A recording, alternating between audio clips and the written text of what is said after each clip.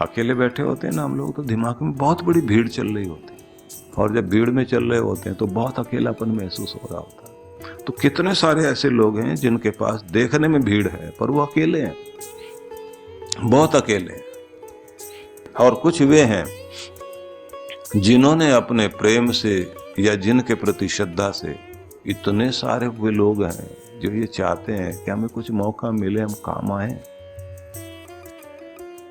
तो चुनाव करना आपके ऊपर है कि आप कौन सी रणनीति अपना करके चलते हैं और आपके गाइड कौन है। और जो फिर आपको गाइड मिल जाए तो सबसे बड़ी बात है कि आपका समर्पण कितना है। अर्जुन का समर्पण बहुत अद्भुत है। उसने समर्पण करते हुए कह दिया कि बस अब मैं नहीं हूं, अब तो मैं आपका यंत्र बन गया हूं। अब आप जैसे चाहो मुझे चलाइए, जैसे बैठाएं बैठूंगा, जो कराओगे मैं करूंगा। अब मैं नहीं, अपनी अकल लगाने की भी जरूरत नहीं है। पहले मैं भी अपनी गाड़ी खुद चलाता था, तो मेरे साथ मेरा ड्राइवर जब बैठता था मैं भी उसके साथ में सामने बैठता था आगे। अब मुझे उसकी गलतियां दिखाई दे रही होती थी, मैं उसको बोला होता था तू यहां गलत मुड़ा है, ऐसे मुड़ना चाहिए था, ये पहाड़ी मोड़ है, यहां से आपको जो धीरज के साथ में गाड़ी मोड़नी चाहिए थी, स्पीड इतनी रखनी चाहिए थी। एक बार कुछ लोग पीछे बैठे हुए थे, वो ड्राइवर ने कहा कि हमारी गाड़ी एक आदमी नहीं चलाता, हम दो मिलके चलाते हैं। तब मुझे समझ में आया कि मुझे पीछे बैठना चाहिए और उस पर भरोसा करना चाहिए कि दो लोग मिलके गाड़ी चलाएंगे तो कुछ न कुछ गड़बड़ हो ही जाएगा। और गाड़ी जानने वाला जो खुद गाड़ी चलाना जानता है, उसको ड्राइवर की हर समय गलती समझ में आ रही होती है, लेकिन जो समर्पण करके बैठ गया उसे किसी की गलती समझ में नहीं आती। उसको ये पता लगता है कि इसने भी अपनी सुरक्षा करनी है, मुझे भी लेके जाना। ज्यादा दिमाग लगाने का मतलब होता है समर्पण होता नहीं है, ये बात ध्यान रख लें। समर्पण तभी होता है जब बुद्धि को एक कोने में रख दो और हृदय से आप जाकर के कहो कि बस मैं आपका हो गया। अर्जुन बुद्धिमान है, बहुत बड़ा योद्धा है, बड़े बड़े युद्ध उसने लड़े, पूरी जिंदगी युद्धों में बीती है उसकी। आसानी से समर्पण नहीं कर सकता था, लेकिन समर्पण किया। एक शिष्य की सबसे बड़ी विशेषता यही होती है कि समर्पण, भरोसा करे और फिर वो लेकर चले जो गाइड है जहां उसको पहुंचाना है। और उसी का परिणाम आप देखिए, ये सिर्फ एक विजय मिली है महाभारत के युद्ध की, बात इतनी नहीं थी। उस समय के करोड़ों लोगों के भाग्य का फैसला हुआ। क्योंकि जब आप चुनाव करते हैं, भारत में या कुछ देशों में अलग अलग तरह से होता है कि 5 साल के लिए चुनाव हुआ, कहीं 6 साल के लिए, कहीं 4 साल के लिए चुनाव होता है। 4 साल के लिए आप अपना भाग्य विधाता चुन लेते हैं, नई रणनीतियां बनती हैं, नए तरीके अपनाए जाते हैं। आपको कैसे रखा जाएगा, आपकी महंगाई कैसे घटेगी बढ़ेगी, आपकी परेशानियां कितनी कम ज्यादा होंगी, आप कितने सुरक्षित रहोगे कितने नहीं, आपकी सड़कें कैसी रहेंगी, आपको सुख सुविधा कितनी मिलेगी, आपकी प्रगति में कितना कुछ सहयोग होगा या आपकी दुर्गति होगी। चुनाव तो इसी से होता है। लेकिन यहाँ तो चुनाव सदा के लिए था कि यहाँ चुनाव होने वाला है इस बात के लिए कि एक तरह के उद्धत लोगों से, जिनके कारण गलत तरह के आदमी शासन में बैठे और उनके कारण नीचे तक के लोग ऐसे हो गए, कुछ भी करेंगे, मनमानी का। ये बात ध्यान रख लेना जो मैं बताने लगा हूं कि कोई कुर्सी कुर्सी नहीं होती, घोड़ा घोड़ा नहीं होता, शस्त्र शस्त्र नहीं होता, और साज साज नहीं होता, और पुस्तक पुस्तक नहीं होती। जैसा उसके चलाने वाला होगा ये वैसे हो जाए। साज बजाने वाला बढ़िया हो तो देखो क्या निकलता है उसमें से। शास्त्र की व्याख्या करने वाला अद्भुत व्यक्ति हो तो देखो तो क्या निकलेगा उसमें से। कुर्सी पर बैठने वाला आदमी महान होना चाहिए, तो उसके बाद देखिए वो कुर्सी क्या दिखाती है, वो पद क्या देता है, उसके द्वारा फिर क्या कुछ होता है। इसलिए आप याद करते हैं कि सरदार पटेल भारत का गृह मंत्री था, तो उस समय की स्थितियां क्या थी। टुकड़ों में बटे हुए देश को अखंड करने में जिस तरह से उस व्यक्ति ने काम किया। साधारण बात, कुर्सी तो वही है। इसलिए मैं ये निवेदन करना चाहता हूं कि केवल अर्जुन जीता है, बात अच्छे लोगों का हौसला जीता है और दुष्टों का हौसला टूटा है। धर्म का, न्याय का, इंसानियत का साम्राज्य बढ़ा और इसीलिए उसने कहा कि मैं आपके वचनों का पालन करने के लिए तत्पर हूं। और उसी के साथ हम देखते हैं उसने कहा कि अब मुझे खुद की याद आ गई। अब वो कौन सी याद है कि मैं वास्तव में हूं क्या? इस पर अलग से व्याख्या की जाएगी कि आप अपने निज रूप को पहचान सकें कि ये आपका वास्तविक रूप है, क्योंकि हम अपने वास्तविक रूप को जानते नहीं, भूल जाते हैं। आपका निज रूप क्रोध नहीं है, घृणा नहीं है, नफरत आपका निज रूप नहीं है। असली रूप आपका वो नहीं है कि आप क्रोधी हैं, आप लोभी हैं, आप लालची हैं, आप छली हैं, आप हिंसक हैं, झूठ बोलने वाले व्यक्ति, भरोसे के लायक नहीं। यह आपका वास्तविक रूप नहीं है। वास्तविक रूप आपका वो है कि जिसमें आपको वापस आना पड़ता है, जिसके बिना आपका काम नहीं चल सकता। बिना शांति, बिना संतुलन, बिना प्रेम, बिना निर्भयता के, बिना निश्चिंतता के आप रह ही नहीं सकते। कितना भी झूठ बोल लोगे, आखिर में अपनों के साथ तो, खुद के साथ तो सच बोलना पड़ेगा, तभी तो जी पाओगे। कितना भी भरोसा तोड़ने वाले आप बाहर बन जाओ, लेकिन कहीं ना कहीं तो भरोसा करके जिंदगी चलेगी, नहीं तो जिंदगी चल ही नहीं सकती। गुस्सा कितना भी करो, लेकिन आखिर में आपको लौट के प्रेम में आना पड़ेगा, शांति में आना पड़ेगा, नहीं तो आपका जीवन नहीं चलेगा। निज रूप में आए बिना आप चल ही नहीं सकते, जी नहीं सकते, सो नहीं पाओगे, खा नहीं पाओगे, उठ नहीं पाओगे, हंस नहीं पाओगे, बोल नहीं पाओगे। इसलिए अपने रूप में आना बहुत जरूरी है। अर्जुन ये कहता है अपने आप में आ गया हूँ, स्वयं में स्थित हो गया हूँ और खुद को पहचान लिया हूँ कि ये है मेरा वास्तविक रूप। और मुझे बार बार जो है कितना भी गुस्सा कोई दिला दे, भड़का दे, कुछ भी कर दे, दिमाग खराब कर दे, आखिर में धीरे धीरे धीरे धीरे आदमी शांत करके अपने आप को पानी पिएगा, कुछ खा पी लेगा, थोड़ा टहल के आएगा और फिर होश में आएगा, फिर अपनी शांति में आएगा, तब उसको अपने निज रूप में आता है। और जब निज रूप में आता है तब दिखाई देता कि अब ये इंसान जैसा हो गया। अब बात करके देखो, तब दिखाई देता है कि हाँ ये कुछ और है।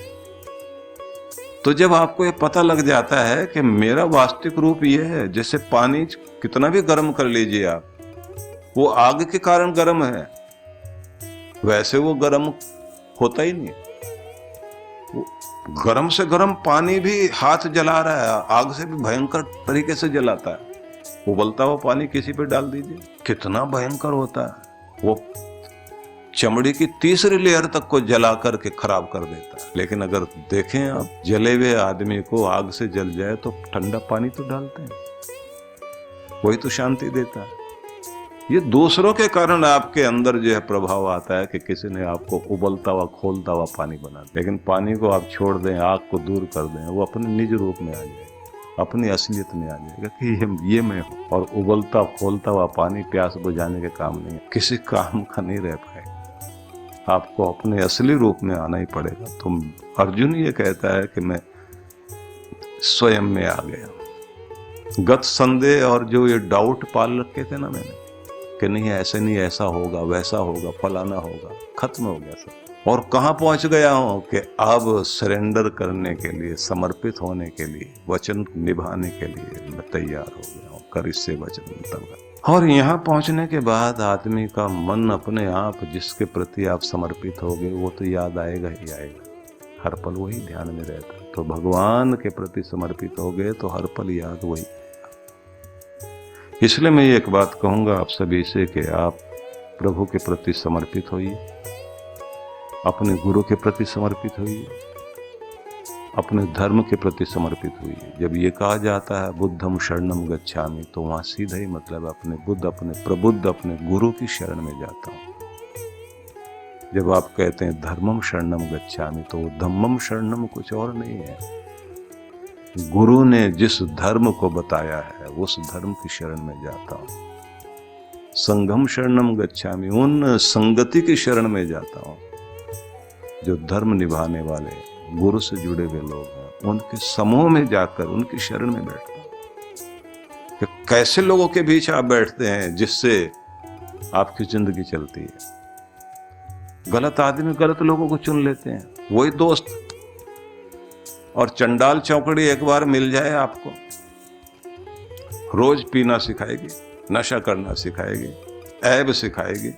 आप निकलना भी चाहे तो निकलने नहीं देगी। वो कहेंगे आज तो मेरा जन्मदिन, आज मेरी तरफ से पी लो, आज उसकी तरफ से हो जाए कुछ, मेरा दिल टूट जाएगा अगर आपने नहीं ली तो।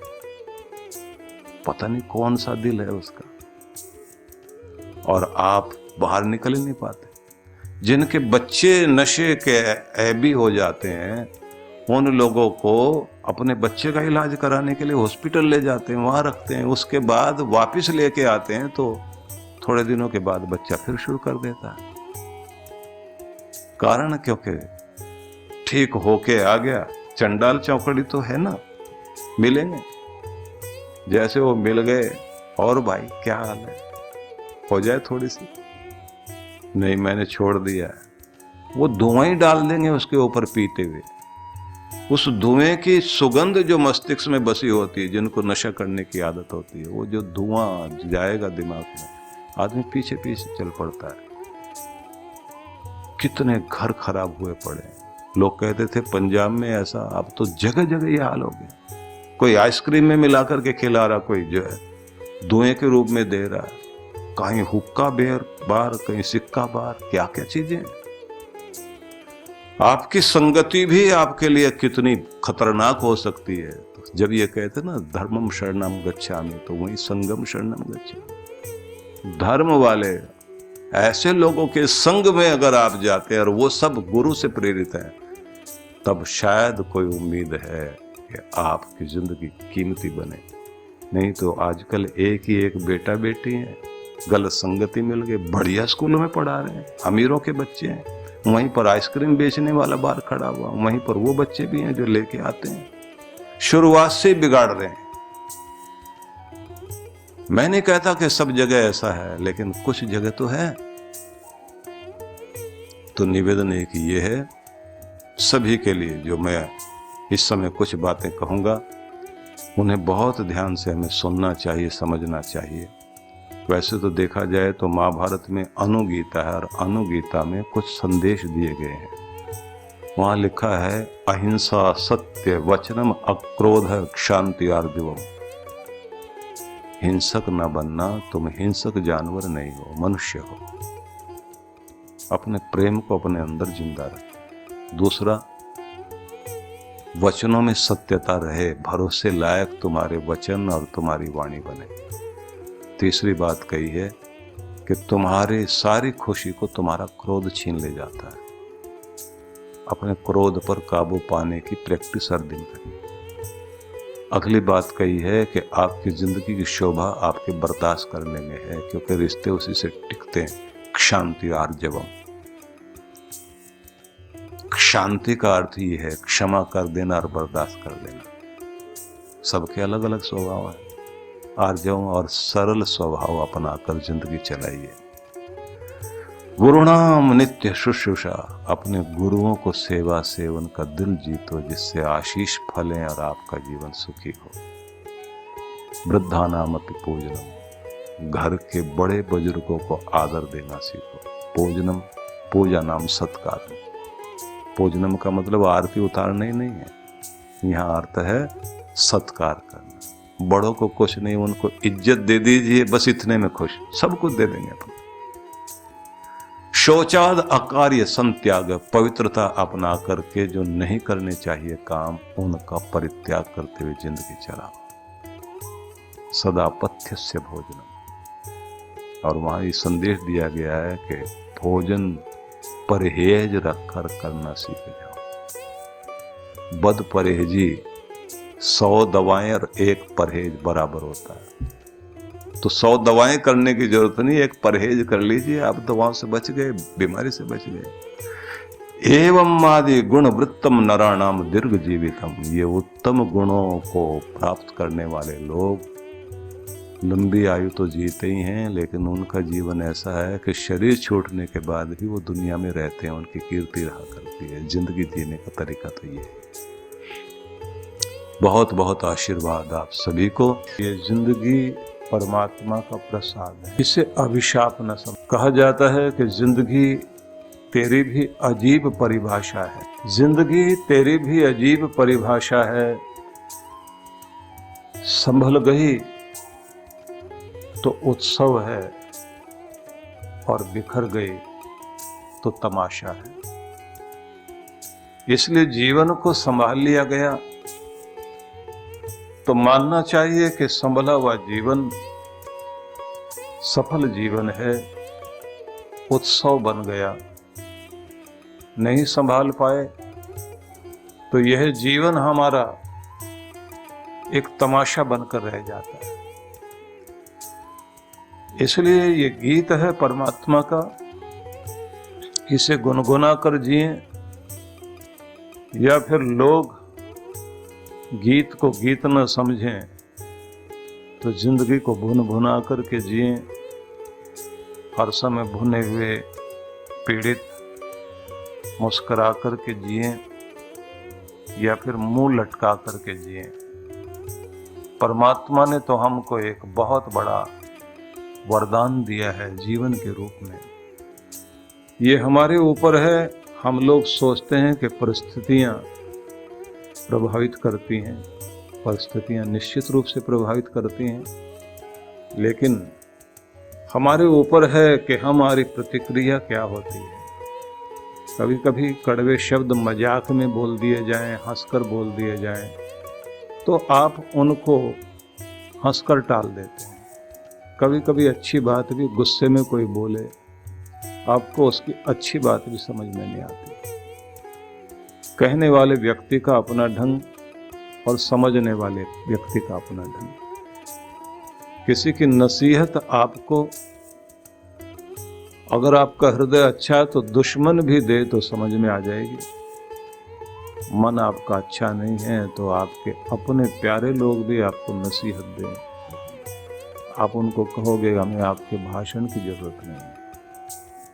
इसलिए निवेदन करना चाहता हूं, परिस्थितियां प्रभावित करती हैं, लेकिन वो तभी करती हैं जब आपका मन भी कमजोर पड़ता है। अपने अंदर की दुर्बलता के कारण ऐसा होता है। तो ये ध्यान रख लीजिए, जिंदगी देना परमात्मा के हाथ में है और जिंदगी लेना भी उसके हाथ में है, लेकिन जिंदगी कैसे जीना है ये उसके हाथ में नहीं। ये और आपके पास इतनी फुर्सत नहीं कि जिंदगी के बारे में सोच सकें, बैठकर विचार कर सकें कैसे जीना है, क्या करना चाहिए, क्या नहीं करना चाहिए, बल्कि कौन सी गलतियों के कारण दुख भोगा, कौन सी चीजों ने आपको सफलता दिलाई, किन कारणों से आपका सम्मान बढ़ता है, कौन सी ऐसी चीजें जो आपको पीछे घसीट ले जाती हैं, आप इसका विश्लेषण नहीं कर पाते। साल पर साल बीतते जाते हैं, देखते देखते एक वर्ष समापन की तरफ बढ़ रहा होता है। नया वर्ष जैसे आता है तो बड़े सारे संकल्प जागते हैं, बहुत सारे जिम में जाने के संकल्प लिए जाते हैं, अच्छी डाइट खाने की बात सोची जाती है, खुश रहने के संकल्प लिए जाते हैं। उसके बाद में फिर बात वही है कि पंचों की बात सर माथे पर नाला तो वहीं गिरेगा। कोई बात कुछ भी कहे, लेकिन हम तो अपने ढर्रे से ही चलेंगे, हमारी मर्जी तो चलेगी चलेगी। हमारा पैटर्न जैसा मस्तिष्क का बन गया, हम वैसे चलने लगते हैं। इसलिए ये सत्संग जो इस बार आप सबके सामने प्रस्तुत किया जा रहा है, ये अध्यात्म जीवन का वह एक मार्ग जो आपकी जिंदगी को अंदर से प्रभावित करता है और जिससे अंदर प्रभावित होने के कारण बाहर आपके चेहरे पर सुख, शांति, प्रसन्नता दिखाई देती है। किसी के पास बहुत कुछ होने के बाद भी वो खुश नहीं है, संतुष्ट नहीं, कुछ लोग थोड़े में भी खुश हैं, आनंदित हैं। जीवन जीने का तरीका ठीक हो तो वस्तुएं कम ज्यादा हो जाएं तो फर्क नहीं पड़ेगा, लेकिन अगर आपके जीने का तरीका अच्छा ही नहीं तो फिर आपके पास कितना भी कुछ हो जाए, अंदर का भिखारीपन कभी खत्म नहीं होता। इसलिए ये बात ध्यान रख लीजिए, जिंदगी कैसे जीना है ये आप पर निर्भर करता है, ये आपके हाथ में है। ये पांव सत्संग की तरफ जाएंगे या शराब खाने की तरफ जाएंगे, हाथ सेवा के लिए उठेंगे या किसी को सजा देने के लिए उठेंगे, आपकी वाणी का प्रयोग शुभ के लिए होगा या अशुभ के लिए होगा, यह तो आपने सोचना है। लेकिन यह आप सोचें भी कुछ हो जाए और आप बाद में कहें कि मैं तो ऐसा नहीं सोचता था, ये हुआ क्या? क्योंकि किसी चीज का अभ्यास करते करते, कोई चीज बार बार दोहराते हुए आपके मस्तिष्क में कुछ पैटर्न बन गए हैं और आपकी ऊर्जा उधर की तरफ बहने लग जाती है। आदतें जो बन गई हैं वो आदतें आपको खींच ले जाती हैं। आपकी आदतें आपसे जिद कराती हैं, गुस्सा कराती हैं। आपकी आदतें जल्दी बुरा मानने की हैं, बिना बात के बुरा मान जाएंगे। अत्यंत ज्वलनशील पदार्थ बने बैठे हैं, चिंगारी कोई दूर से दिखाए आप जलने लग जाते हैं। तो अगर ये आदतें बन गई हैं तो इससे विपरीत स्थिति भी बनाई जा सकती है। आप प्रैक्टिस करके अपने आप को एक बेहतर इंसान बना सकते हैं। आप गहनों का डिजाइन करते हैं, आप कपड़ों का डिजाइन करते हैं, आप अपने घर का डिजाइन करते हैं, तो अब जिंदगी डिजाइन करने की बात शुरू होनी चाहिए। इसकी जिम्मेदारी किसी और की नहीं है, आपकी है। यहीं से अध्यात्म शुरू होता है। इसलिए कहा गया है कि अध्यात्म गुरुगम्य विद्या है, गुरु के बिना इसे नहीं जाना जा सकता। इसलिए पूर्ण सफलता के लिए, जिंदगी में धर्म लाने के लिए वो चुनाव करना ही पड़ेगा। जैसे अर्जुन ने कृष्ण का चुनाव किया कि जीवन की यात्रा जीना चाहता हूँ और इसमें सफलता प्राप्त करना चाहता हूँ। युद्ध केवल बाहरी नहीं है, आंतरिक युद्ध भी है।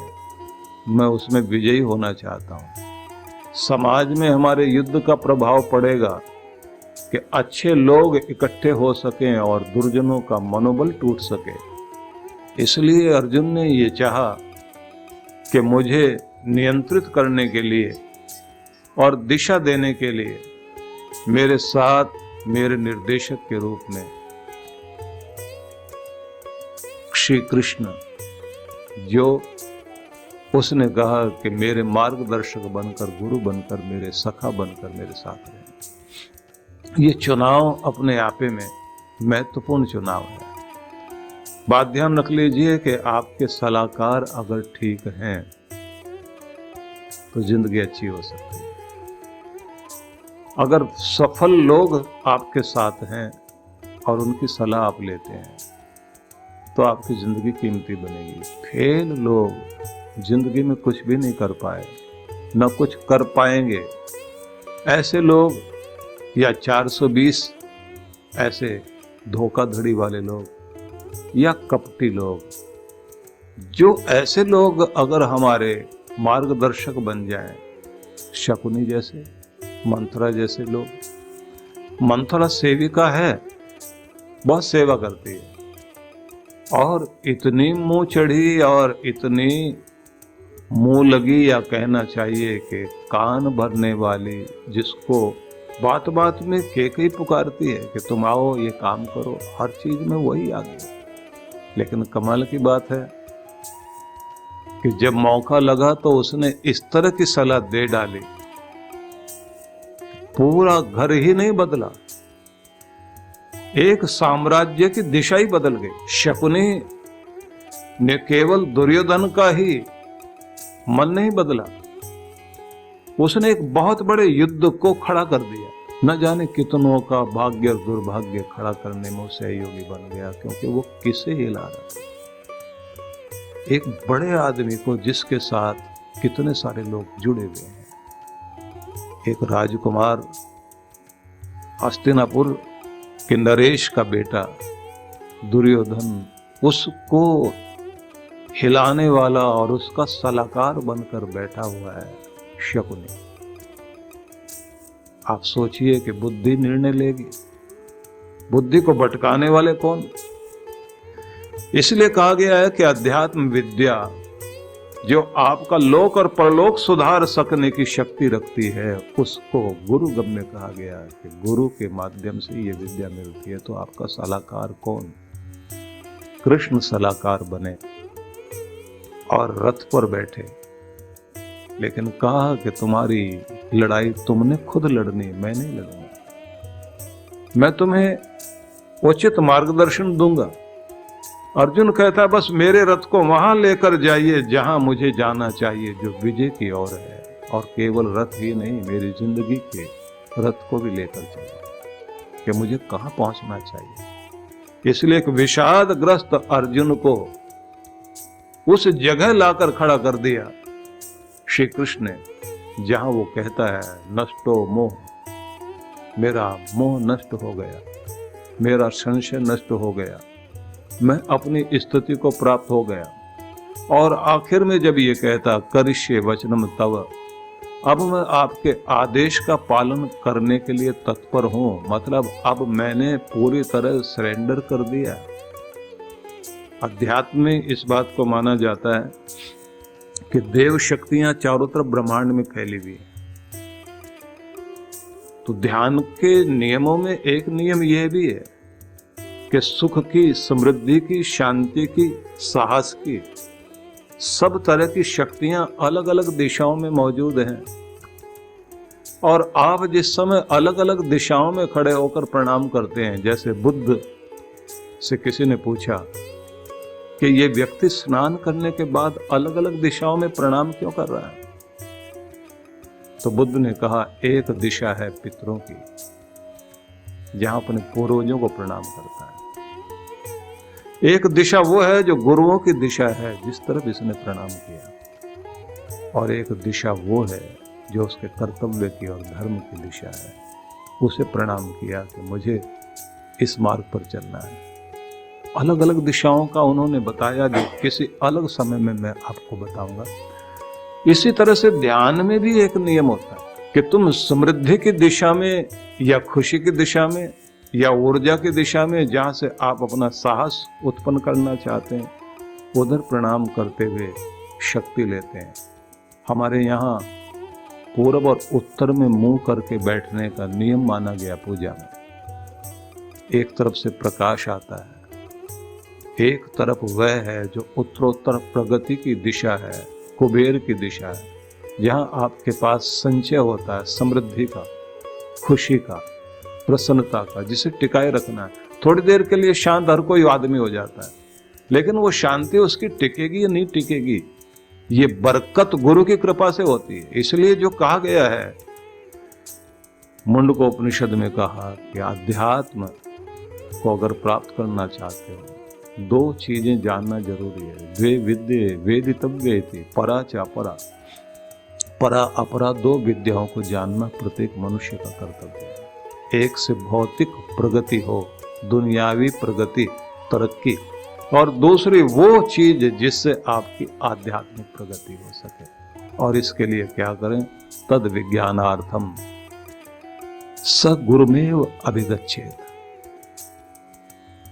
उसे जानने के लिए, परब्रह्म को जानने के लिए खुद को जानना है और अपने प्रभु को जानना, आत्मदर्शन करना और परमात्म दर्शन करना है। तो इसके लिए स गुरुमेव अभिगच्छेत, गुरु की ओर जाना चाहिए। कौन से गुरु की तरफ?